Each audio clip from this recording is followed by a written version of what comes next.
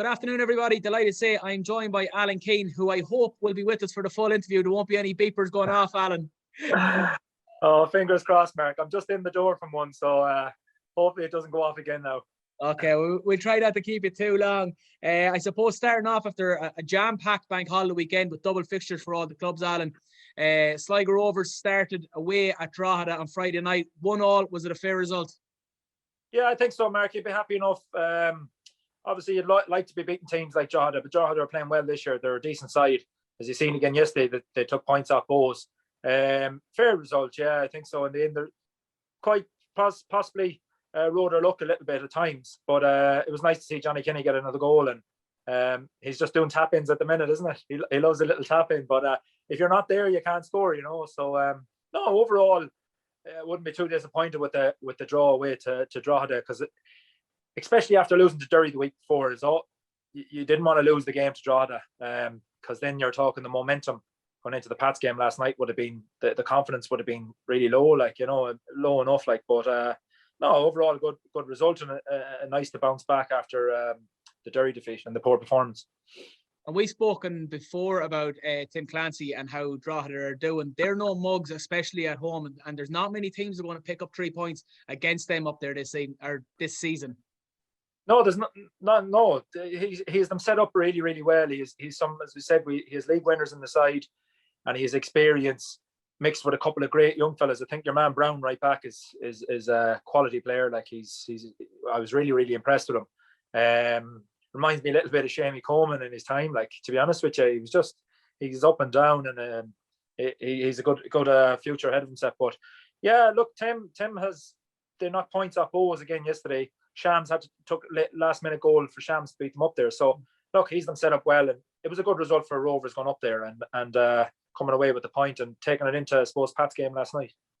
Yeah, and you had the bird's eye view of the St.Pats game last night, Alan. You were on LOI watch. Judy, how did you see the game?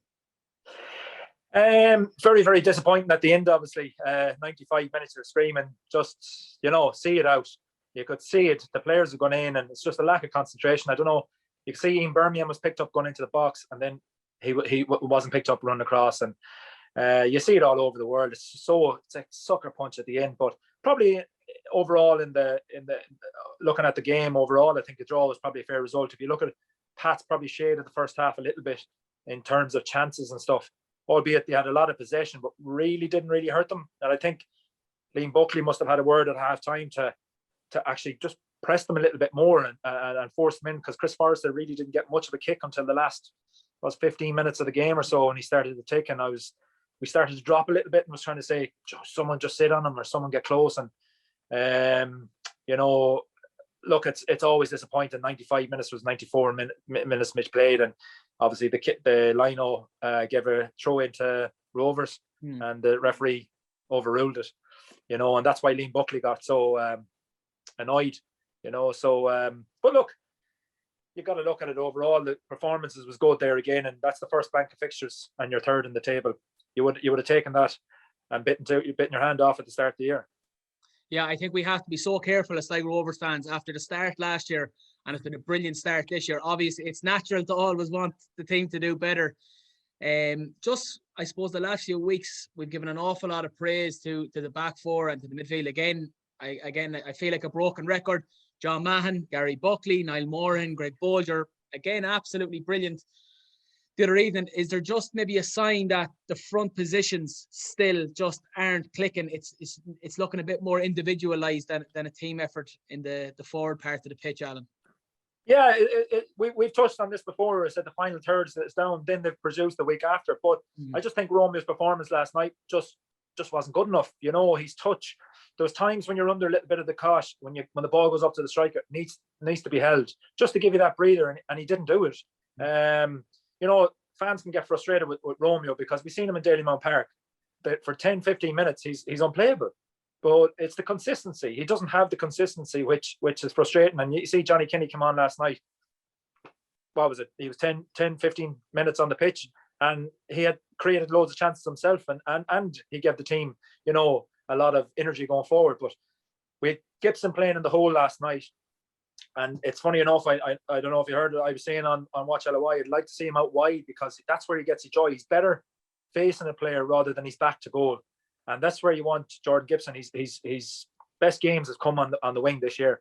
And funny enough, to get the penalty, he received the ball out wide and he took them on and won the penalty. But for me, as you said, they're not clicking at the minute, but they look a better side with Johnny Kinney in the team. If but Romeo, we all know Romeo can turn it on, but it's consistency for him, and it just wasn't good enough last night, and it hasn't been since the start of the year. And I think it's important now, coming into the break. You're coming into the break. I still think we need another striker. We need to go to the transfer market and bring in another striker, because it's hard to be relying. If Romeo's not playing, it's hard to rely on Johnny Kinney, who's only young and he's doing his leaving cert, not to forget. So Walter was quite enough by his standards last night. Saying that, he worked really hard to help out, but I was really impressed with, and it probably flew under the radar because of the result of Mark Byrne. I was delighted his performance, and watching him, the cameras probably didn't pick it up, but watching him off the camera, he actually absolutely worked his socks off. He was giving digs out to Colm Horgan, and then he got tired at the end. So delighted for him, and the future is bright for him too. Yeah, I think going back to Romeo, he's one of these players that he can't turn it on in a game. It might be just a moment of magic, and I think in a league where the games are so tight, that moment of magic can be enough to get you over the line at times. And then when he just has that off day, it can be very, very, very poor. Going into the next game, obviously Dundalk, every game is a big game, it seems, in the league this season. Who would you pick as your front four, or who would be your first choice front four, maybe going into the Dundalk game, given let's say everyone is fully fit? Yeah, I think you'd have to start Johnny Kinney, because you've seen the time he gave them down here. They won't want that. They'd be happy with Romeo. You have to look at, you have Walter.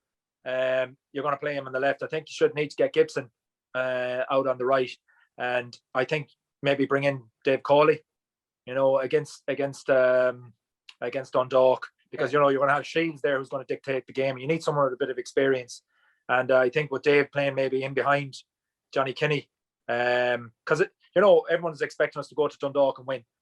Dundalk, because they drew last night, we should beat Dundalk. They're still a quality side, and the fear is you could go up there, and like we spoke about, Romeo, is Dundalk can turn it on, and they could absolutely batter you, and that's with any team. Team. Yeah, so it's not just Rovers, So you have to go up there with a bit of caution as well. But you be quietly confident with the way the performances are going. But as you said, you just worry about the front three not clicking at the minute, because when they do click, they're very good. And looking back over round one as a whole now, how would you assess Sligo Rovers' performance through the first round of fixtures? Oh, you can't complain about it. It's absolutely brilliant. To be if you're told at the start of the season that you're going to be third in the table after the first bank of fixtures, you would be absolutely delighted. Absolutely delighted. And also they've nurtured a couple of very good players, Johnny Kinney, Gibson, Mark Byrne coming in. Walter's fine in form, and Greg Bulger is flying. As you said, you touched on the back four. We've said it a couple of weeks, and obviously McGinty. So that confidence is better. The disappointing thing about last night was, if you win, you pull away from the pack chasing you. I'm always want to look forward. And I was thinking, if you beat Pats, when you're closer to Pats and Shams again, and also you're creating a distance between the chase and pack, which is massive when you come in. You're talking 6 points, 7 points off, and then obviously with Finn Harps coming along then and winning last night, they just seem to grinding out results like there's no tomorrow, and I was expecting Derry to win that at home. Yeah, well, as you said, it was the next one to move on to anyway. I am still in shock. I seen it on Twitter, and I had to go and ask a few people that's Finn Harp's first win in the Brandywell. I'm still thinking that can't be true. But they pulled the result out of the bag. It goes to show that they're well organised, and they have a lad up front now who's putting the ball in the onion bag in Foley. Maybe trying to start taking them seriously for European position. People said after 3 or 4 games, they're going to fade away. They don't look like they're going to fade away at the minute, Alan. No, they don't, but I don't think there will be. I don't think they get a European spot, because watch them against Rovers, they weren't great. They didn't really, the game passed them by, but they know how to win. And as you said, we touch back again, it's the experience they have within their side. They still have a very, and they have a lad up front that'll put the ball in the net. And that's crucial. They could be pinned back for 90 minutes, and you have someone like that up top who can get you a winner, and he's flying it. Foley's absolutely flying it. And I think as the season, I think Ollie Horgan himself would be delighted if they finish mid-table and they're not in any sort of relegation fight. I can't see them now at the minute. I don't think they'd be dragged back into it, but they're grinding out results, and he'd be definitely happy after. No one would have said that Finn Harps would be fourth in the table after the first round of fixtures. No, very true, very true. Looking at the situation, to pick your brains on your contacts within the game at the minute, there's a little bit of crazy stuff going on down at Waterford, Alan. And just looking at the results in the weekend, obviously they lost 3-0 to Dundalk, because we said that can happen to anyone. Lost 3-0 to Shams, again, that can happen to anyone. So we won't base the results on what's gone off the pitch, but it's a bit of a circus down there at the minute. It is. And did you see the tweet last night? Barry Murphy, about after the thing, I thought that was their official account. That doesn't bode well.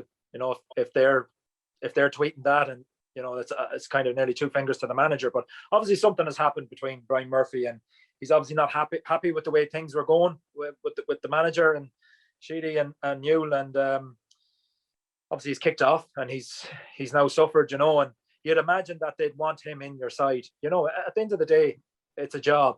You want your best players on the pitch, and no better person than Brian Murphy, the experience in goal, to have it. And then to put 4 players on the bench against Shamrock Rovers, and he refused to put on the academy players because he blamed the referee for not giving protection to his players. And I think when the manager starts doing that, he's looking for excuses, whereas he should look at himself. And he's not going to be short on offers at the minute, Murphy. He's a top class goalkeeper. Oh, he's absolutely top class, and he's still one of the best ones in the league. Yeah. I was actually surprised when he went to Waterford. I still thought he could play at the real top level, and clubs would be delighted to have him. But look, obviously there's something bad going on internally. Like sometimes everyone has fallen out with managers and stuff like that, and you have to be professional at the end of the day. And it was just weird the way he had to come out with a statement as well, and he was probably getting a bit of stick. And look, I've touched on it before that they are going to be down there. I think they're going to get relegated this year. Seth and Longford are obviously going to struggle, but Waterford, the way it's going, it's spiraling out of control massively. Another one of your former clubs, Alan, Dundalk. Obviously, there's been strong links today. Again, it's just rumours at this stage about David Healy coming in to take over at Dundalk. Obviously, he's got ties to Jim Magilton with the Northern Irish connection. Do you see any truth in those rumours, and how do you think that would go? Yeah, I definitely would, because himself and Jim would know each other fairly well. And look, David Healy is a good. He's been a good manager for Linfield. He's won numerous of league titles, and it probably would. There's probably is truth behind it, because I'm sure David Healy would like to. He's done all he can up in Northern Ireland. To move down to take over Dundalk, he'd be landed on his feet there. As we said, there's such a squad. He was linked at the start along with Jared Little, but I'd imagine there'd be a lot of interest from across the water. But Jim Magilton will have the final say, and I presume he'll put his case forward of which manager or his attributes to Bill in America, and then it'll be all passed. But yeah, it'll be an interesting one. I think he'd do very well. I think he's a good manager. And he's done really, really well for Linfield. He's brought them back to the top, and he's been challenging for the last and winning leagues for the last couple of years. Okay, well, just moving on to have a little look before we finish up. Again, there's no trophies handed out after round one of fixtures, but just to give a little maybe recap and your opinion on maybe who the standout players have been in the league so far, albeit only after the first round of games. Yeah, I suppose they're going to have to look at Shams are obviously the team to beat, and the whole lot.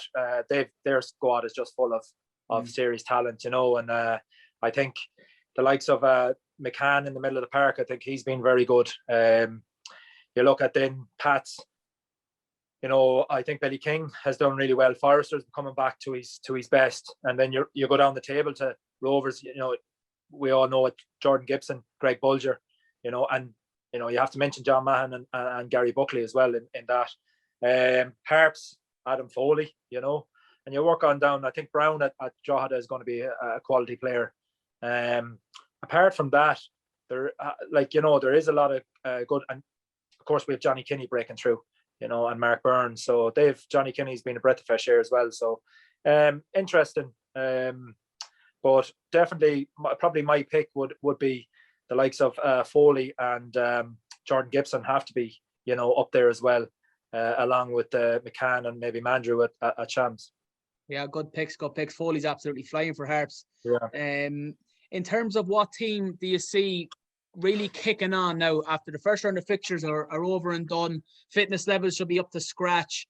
Excuses are gone out the window now moving into this round of fixtures. Who do you see kicking on? And then again, who do you see maybe dropping off a bit?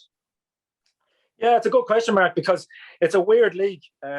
Like as I was watching the Drogheda Bows game yesterday, the Bows were up to 4th or 5th with 2 minutes to go, and then Drogheda equalised and Drogheda outjumped them. So I think that's the way the league's going to be. But I think the likes of Longford and Waterford are going to be cut adrift, and Derry have to be careful that they're not dragged into that as well. But I think the likes of if Rovers can get maybe a striker in the summertime, I think they'll be thereabouts. Albeit with the European games, will take its toll on that squad because as you said earlier, Bulger, Mahon, Buckley, one of them gets injured, you're in bother. Like whereas the likes of Shams and Pats have a more squad depth. But I think Pats will be thereabouts. Shams are going to be, they're going to kick on. I think the table won't change too much. Maybe Finn Harps will drop off a little bit. Drogheda, and I can see Bows and Dundalk coming on a run. And Dundalk will look at it. That's the first round of fixtures gone. They look at scrap that. Let's start afresh. And I think they'll start moving up the table along with Bows. Yeah, I think there seems to be a bit of a general consensus. Even I've chatted to one or two Derry fans who are very close to the club, and they're delighted with the appointment of Rory Higgins. There just is that little bit of fear that they do need to get over this season first, that then they can start building on what they have going forward. But they just not to be careful not to slip down too close to that relegation or playoff zone. Yeah, that's it. Like when the confidence that result last night against Finn Harps would have knocked a lot of confidence. They were coming into a round where if they won it, they're setting in the second round of fixtures on a high. Now he has to kind of get them back up again, and the games come thick and fast. It's hard to believe that there's one round of fixtures gone already. You take a second round and you're in bother if you're down there, and it's struggling confidence wise. Couple of injuries, players then start kind of throwing one in because the going gets tough. But it's important for likes of Rory Higgins. All he's happy for now is to consolidate be in the Premier Division, and he's really rewards will happen next year. We'll see how good he'll be then. Okay, well, just final question before we look at next week's fixtures.